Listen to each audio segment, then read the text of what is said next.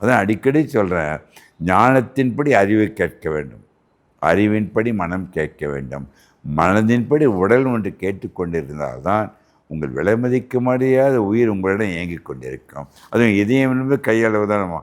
கையளவு இதயத்தை காப்பது அவர்கள் கையில் தான். நான் ஒன்றே நேயர்களுக்கு சொல்கிறேன், எந்த மனிதர்களுக்கும் எதுவுமே இழப்பில்லை. தன் உயிர் தன்னை விட்டு பிரிவது மட்டும்தான் உண்மையான இழப்பு. 100 வருடம் கடந்து பிரியட்டேன்னு சொல்கிறேன். எப்படி சொக்கலிங்க மகிழ்ச்சியாக இருக்க முடியும்? பிரச்சனைகள் நிறைய இருக்குதுன்னு நினைப்பேன்லம்மா.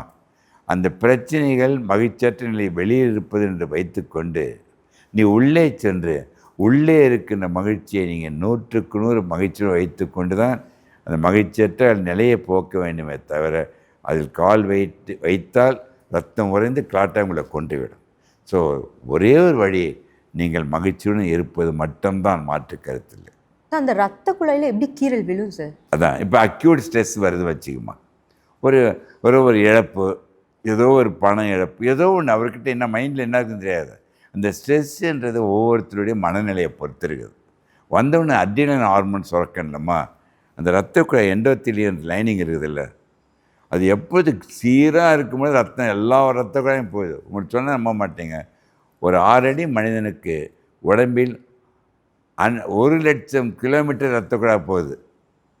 இந்த 1,00,000 கிலோமீட்டர் ரத்த குழாயில் லைனிங் இருக்குதுல்ல, அது அனைத்தும் சீராக இயங்கணும்னா அந்த என்டார்ஃபின் என்ற மகிழ்ச்சியில் மட்டும்தான் அதை பார்த்து கொள்ள முடியும். ஸோ ஏதோ அதிர்ச்சி வரும்பொழுது கீரல் வந்தோடனே, கீரல் வந்தவுடனே உங்களுக்கு எல்லாம் தெரியும் இல்லைம்மா. இப்போ ஒரு கீரல் வருது வச்சுங்க, அந்த இடத்துல கிளாட் ஆகுதுல ரத்தம், அதனால் கீரல் கிளாட் ஆகி ரத்தம் கசிவை தடுக்குது. பட் அதே சிஸ்டம் அன்ஃபார்ச்சுனேட்டாக இதில் வரைக்கும் கீரலில் ரத்தம் உறையக்கூடாது, அது தெரியல.